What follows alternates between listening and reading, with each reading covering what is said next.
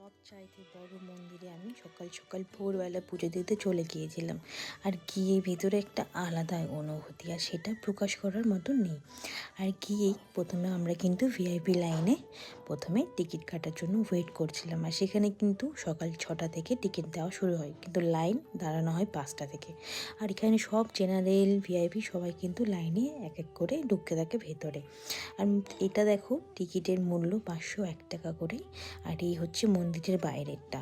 মন্দিরের ভেতরে কিন্তু ভিডিও করতে দেবে না, মন্দিরটা মিনিমাম 2 ফুট নিচের দিকে আছে। আর এই মন্দিরে কিন্তু কোনো মূর্তি নেই, এখানে কিন্তু মায়ের যোনির পুজো করা হয়।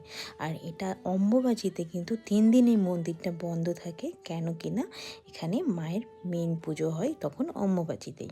আর এটা কিন্তু তান্ত্রিকদের একটা বিশাল বড় গড় বলে, যেখানে পুরো ইন্ডিয়া থেকে তান্ত্রিকরা আসতে থাকে।